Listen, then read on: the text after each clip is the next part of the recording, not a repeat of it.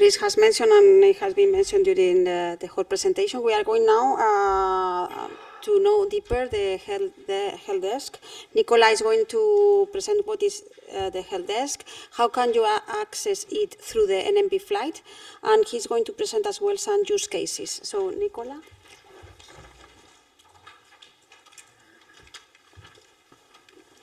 Thank you.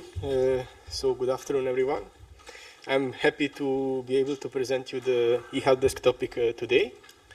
As you maybe saw already before on the stands in front of the meeting room, this topic is managed in two different parts. We have a stand in front where my colleague Sijmen and myself are having... Nikola, can you just move the microphone slightly? That's it. I think that might Okay, thanks. I hope it's better now. So as I said, we are managing the topic in two different parts. We have stands in front where my colleagues Sijmen and myself would be able to talk to you face-to-face, answer any possible questions, or show you end-to-end process of the e-Helpdesk, really how it works on your end, but also we can show you how it works on our side as well, and how the requests are processed.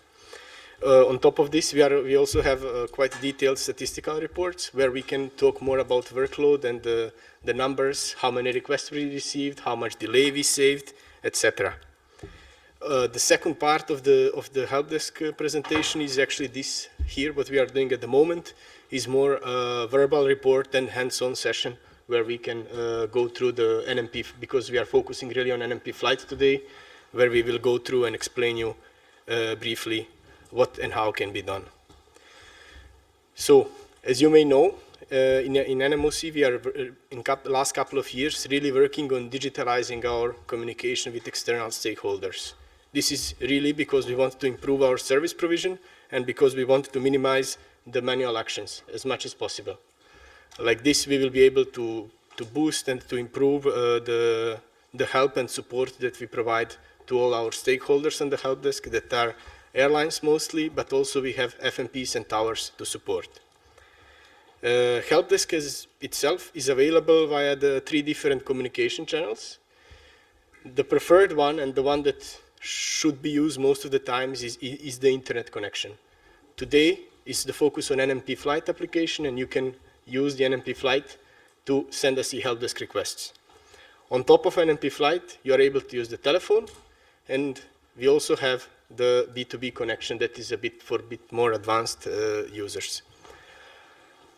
One of the messages that I really want to pass, and I think a couple of my colleagues have said before, really sending same request for the same call sign via the system and then doing the same via the telephone is really counterproductive and is not helpful, because we want to help you and we will put our effort to help everybody. But if we have to redo the same request a couple of times, we lose time, and instead of helping somebody new, we have to go back and give you the same answer again.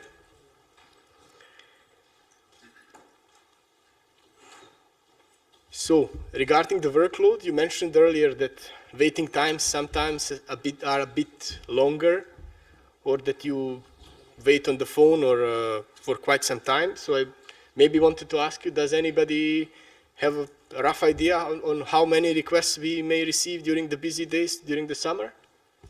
Would anybody like to guess? Not really, yeah.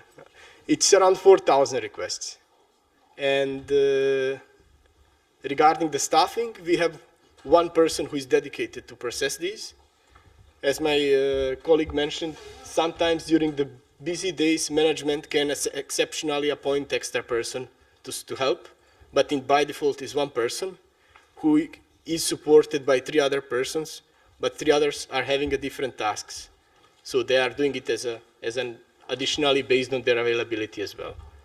So if you want to have more information on staffing and roles and distribution in NMOC, I invite you really to our stand outside, and we can have more detailed discussion. Same things for the statistics. Quite a few colleagues have approached and asked to see the number of requests and number of critical flights for their organization. And we are able to do it quite quickly on our stand in front, so just pass by. Now I would like to open the flight list. So what we did earlier, we agreed to show you that you are able to have your customized users and customized flight list. And it's quite easy to change them within your organization.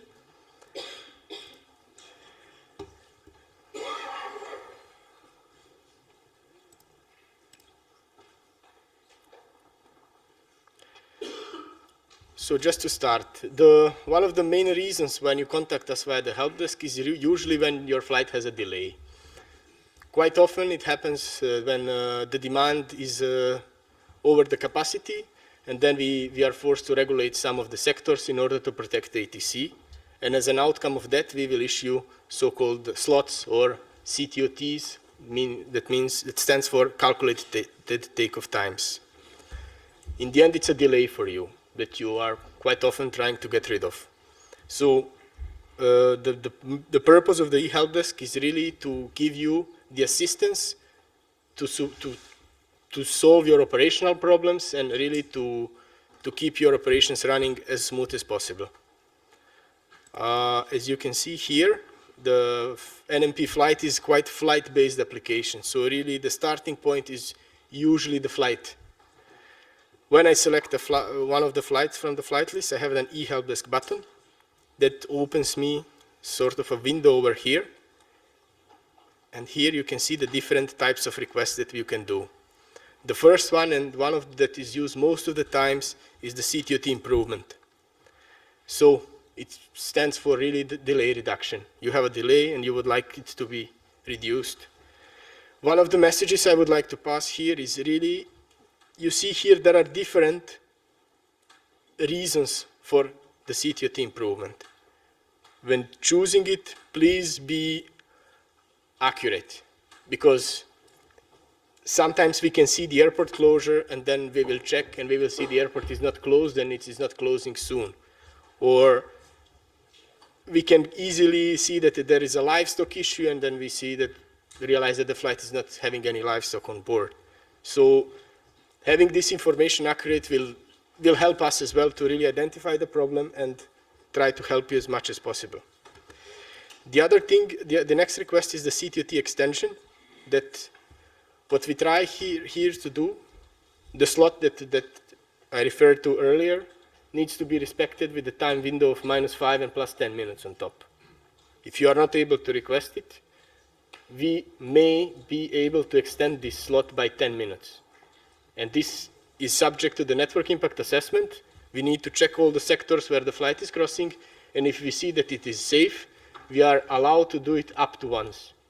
So it's not granted by default, it can be refused.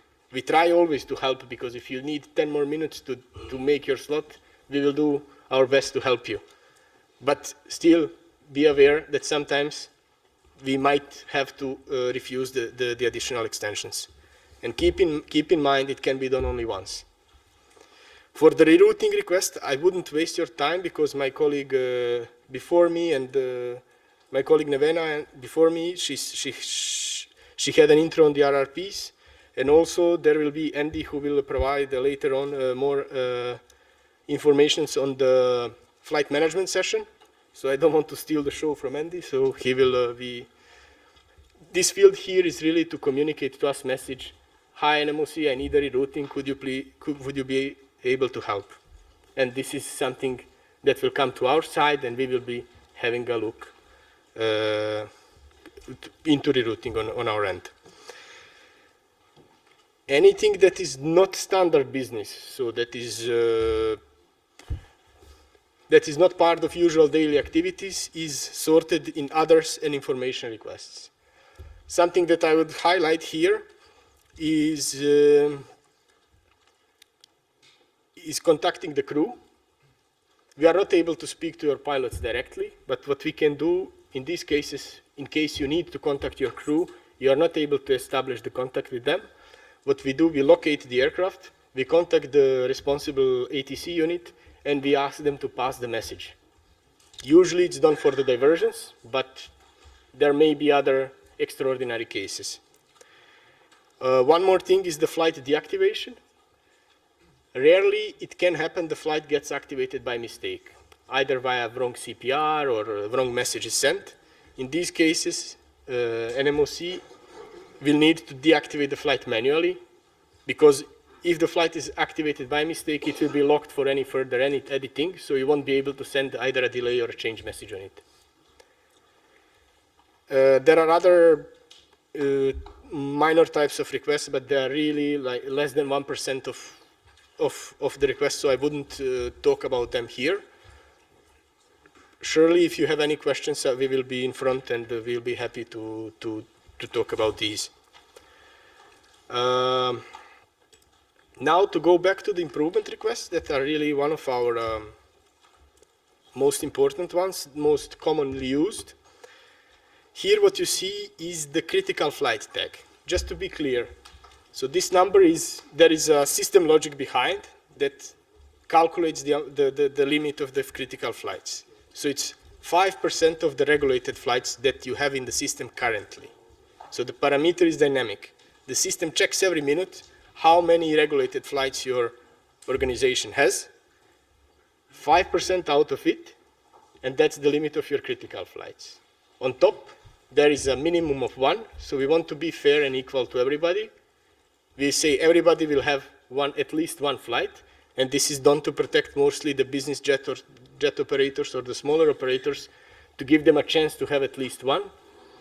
And there is a maximum of 20, because nobody will have more than 20.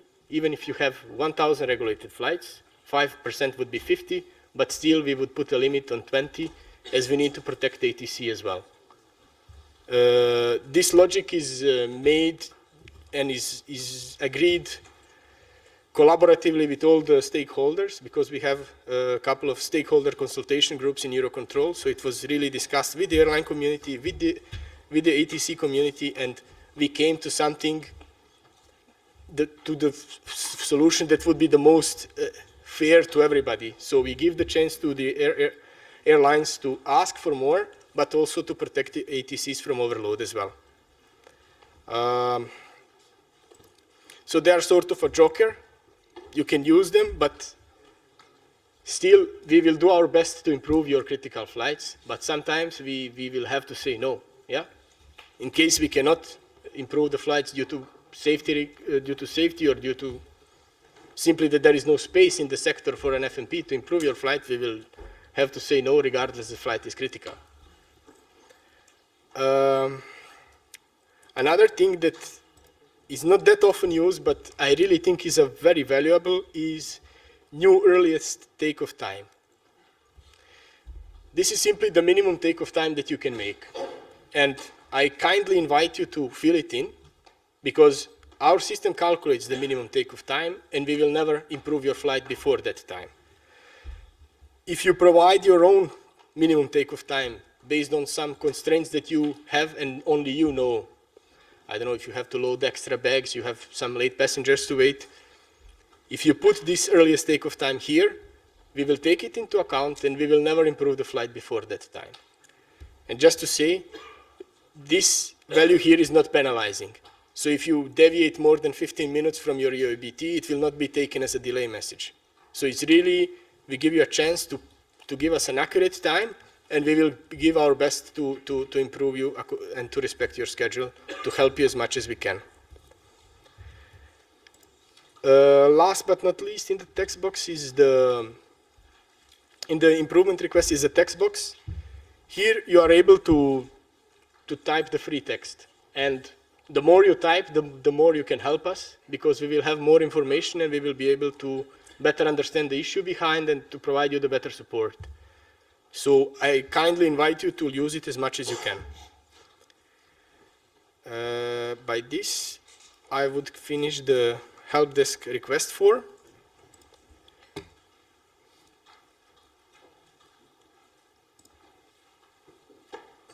Here, what I have opened just now is in e-Helpdesk queue. What you can see here, there is a button, My Requests, that could be interesting for you. So you can have only your requests. So you don't need probably to see the request of the other AOs. You want to see only your ones. So you can just activate this button. One more thing that might be useful and interesting is the status. So here we are able to tell you the different states of your requests.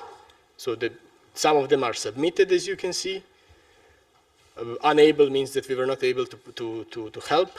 Responded in green means that we have processed the request. And also you are able to recall. So if you send a request, while you are waiting, something have changed, and you don't need us to improve the flight or to extend your slot anymore. You can simply recall it, and it will just disappear from our system.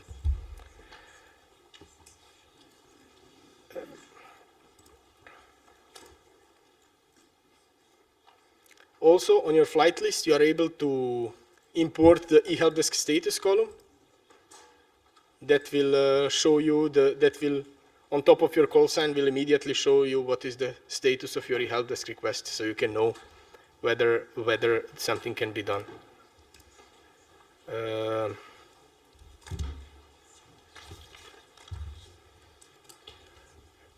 Having said this, I would like to conclude.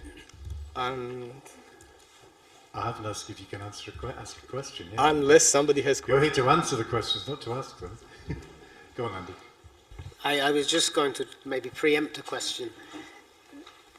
When you've made an e-Helpdesk request and marked it as critical, if you subsequently recall that request, you don't get back your one joker criticality.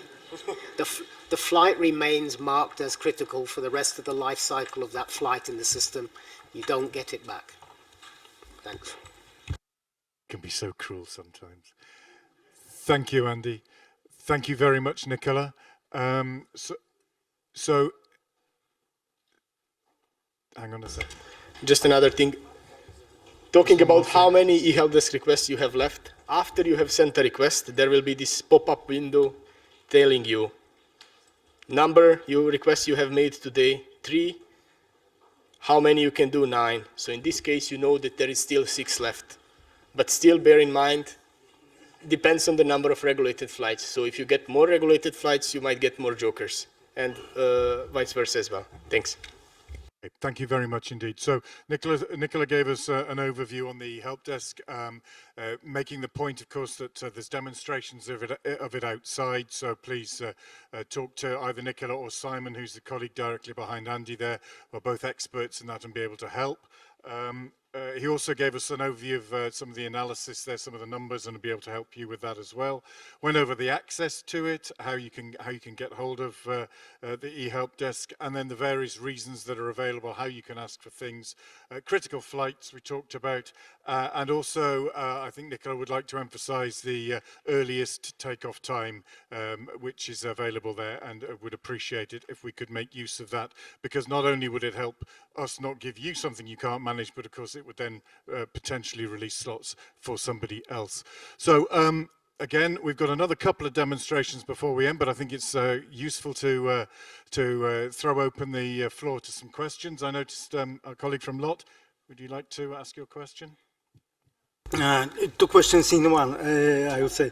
Regarding your last items you have presented, first the very last one.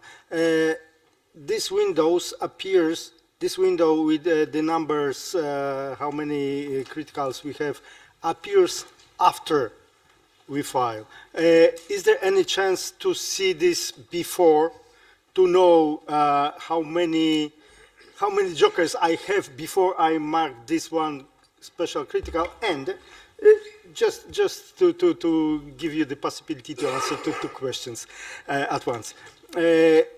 Sometimes happens when we open the e-Helpdesk window that I see that several flights are still submitted, and then let's say my request was submitted at 12:00, and then I see 5 or not more than 5 other requests submitted later and processed, and mine still is submitted. Is it normal? And if not, then what should I do? Should I submit some I don't know, polite request to not do this? Okay, let's start first with the number of jokers. So the quick answer is no. Initially, we asked for it. Our initial request from the EUROCONTROL group was to be able to show you first how many requests you have, and then up to your decision whether you will use it on a flight or not. However, the only technical implementation that we were able to do was the one that we have at the moment. You send the requests, and we will show you how many is left. It's really the technical implementation that we couldn't get. Initially, it was asked. I don't know if ever in future we will be able to hopefully have it more advanced. I hope so. But up to now, this is what it is. But still, you can easily see how many of your flights are regulated, and you can take 5% out of it. So there is a workaround. And regarding the second question, there is a very advanced prioritization system of flights in our system. You can pass by the stand later on, so I can show you our internal system, and you can see that the requests that are coming from the tower are always on top, because they are having requests for the traffic that is either off blocks or is soon to push back. So for them, we try to treat them within a couple of seconds. So really, once we see these requests that are from tower, we treat them with the highest priority. Same for the FMP, and then we also treat the AO requests, but still the ones that are more critical, we try to take quicker. Yeah. Thank you very much, Nikola. The gentleman over there. Good afternoon, everyone. Alex from Fly Dubai. Just a quick question regarding the reasons. So for the improvement, if let's just say we have multiple reasons for a given flight, so does the selection gives priority for one reason over another? So let's just say we have that connecting flight and the crew FDP. So will the selection of a specific reason give increase the chances of CTOT improvement, or they are sorting is based on the type of request. So if it's an improvement, it's within the group of the improvements. So so divided within the groups, and yeah. Okay, thank you. Okay, thank you. I've got a gentleman over here with a question. Hi, good afternoon. Ben from Hyperion Aviation. Just a question, because we do mainly charter flights for passengers. So if we get a slot of, let's say, 45 minutes delay, and we know that the passengers are running late, is it possible to freeze and keep that slot time, or is it automatically improved either way? There is no option to freeze the slot, but what you can always do is change your status from SIP wanted message to change your status from RFI to SIP wanted message. In this case, we will never improve your slot manually, no, but we can never guarantee that there will be a degradations in terms of in case the network changes. But to freeze your slot on request, we cannot do it. So it's really just, in this case, the best thing you can do is to change the flight status in SWM. And I think it's also here on the help desk, you can see it. Information, how can I freeze my CTOT, and then there is a response provided in the screen. You can have a look if you want. Thanks. Thank you. Thank you very much. Okay, gentleman down at the front there. Hello everyone, John from TUI Fly Airlines, Germany. I would like to ask, first of all, I have two questions, if possible. The critical flight usage, is it possible to prevent sub-charter operators to use a critical flight option? For example, they're operating under our call sign sometimes, and just for a basic reason, their captain just wants to go home earlier, they can use the critical option. Is it possible to make it like token-based, or? It's something that needs to be agreed within your organization, I'm afraid. But the calculation is done based on the operator, yeah? We check the call signs, and our system, based on the call sign, it calculates the number of critical flights. The pilot himself is not able to send the request because he is in the cockpit. The requests are done by the OCC. But really, honestly, we are not able to prevent them from doing this. Andy, would you just like to follow that up? Yeah, I think it goes along with the request we had about not allowing the button to be pressed to submit flight plans. I think it's something we can take forward to give you potentially a parameter as a super user to say, for your flights, which organization based on token is allowed to mark one of your flights as critical or not. So it's something we'll take note of and look for future enhancements to do that. Because as it is limited numbers, so once it's used, we can't just coordinate with the sub-charter carrier, so that's an issue. Thank you very much. And the other thing, we are operating with 5 different AOCs, so 5 different operators. So each operator has their own amount of critical usage. So in the end of the day, for example, if I need to use one critical option for one of my carrier and their joker number is 0, can we just switch it to another operator? Are you just not contradicting what you've just said? Yeah. You don't want to do, we could stop that, but you've just said you don't want us to, you want us to stop somebody else. Yeah, it's our problem then. Okay, thank you.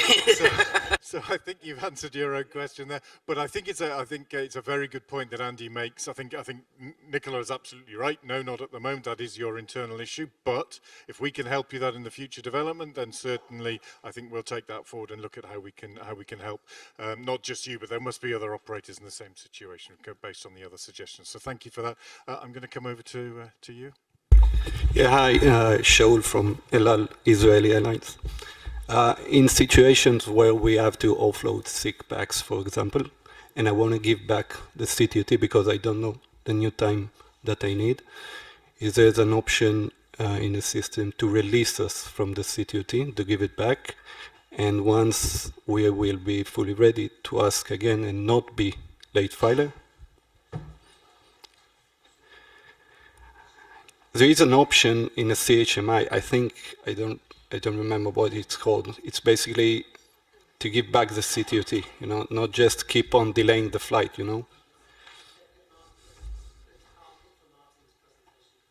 Okay, if it's fast, we'll wait. Get Martin to answer it. No, we'll park it tomorrow because I think Martin will be able to help us address that tomorrow, if that's okay with you. No okay problem. With that, Martin?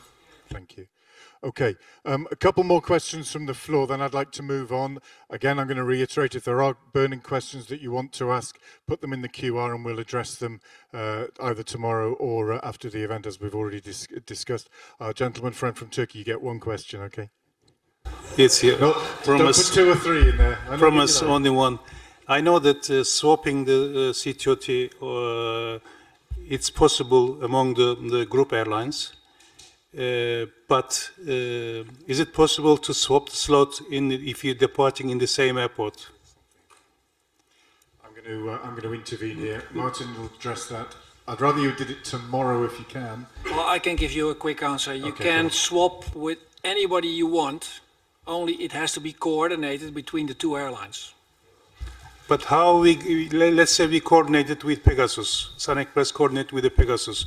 How are we going to let the helpdesk know that we already coordinated? I'll show it to you also to LL in my presentation. It's a live demo tomorrow. Thank you. Especially with those issues. Thank you very much. Just to say, from our side, we are not supposed to check whether there is the same operator when doing the swap. So we are just checking whether it's the same most penalizing regulation. And for the operator, it's not our responsibility. So yeah. Okay, thank you. It's a really good question. As I say, we have a good demonstration from Martin, who's got a lot of experience in slot swapping. So if you do have any questions on that sort of thing, hopefully they'll be answered tomorrow. I'm going to take one more question from the floor, and then we're going to move on. Gentleman behind me. Hi, I'm Molham from Air Arabia, Abu Dhabi. I just want to check. Okay, sorry. I have a request. So, how long it will take requesting from helpdesk online internet or other one from the phone call? If I have a critical situation, but it's a critical situation related to my airline. So I just want to know average time will take by submitting a request, or phone call will be better. Usually the quicker way and the smaller response times are always on the helpdesk, on the electronic help desk via the internet on the NMP flight. On the phone, you will normally have the longer waiting times. And this is why we always try to promote the NMP flight and different applications to use the electronic help desk over the phone. Because the phone, we try really to reserve it for the smaller operators, for the business jets or the ones that don't have an OCC behind, operators with no access to the e-help desk, really for the ones who cannot use the e-help desk, we leave the phone for them. And then, but again, the waiting times are on the e-help desk are around 40 seconds for the airlines, I would say, between 40 seconds and 1 minute. So, but still pass by the stands outside and we can see the waiting times for your organization. Okay, thank you. Thank you very much. Before we move on to the next item, thank you, Nikola. I think if we don't mind, we'll close that now. Again, or any other questions via the QR code. We just move, before we move on, the gentleman from Virgin Atlantic who needed a plug adapter. Where is he? Ah, there he is. Thank you. There it is. Cheers. Okay. All right, Yolanda, back to you. Okay, sorry, just before Yolanda, there's one question off the QR code that Chris would like to ask, and then no more. Sorry, Yolanda, this is specifically for you as well. It's been asked, would it be possible to have more people on duty at e-Helpdesk on busy days, summer times? One on duty for 4,000 requests does not sound very good. Is noted. We'll check for next summer. But, Yes, actually, we try. We try to put more people on the help desk and then to increase our answers or to decrease the time waiting. But of course, you know, we also have shifts and we have limited duty, and the summer is also a holiday period for us as well. So we have to balance all these needs in the end to give it a service. But yes, we have in the busy days we make efforts to put more people on the help desk. That's true. Yeah.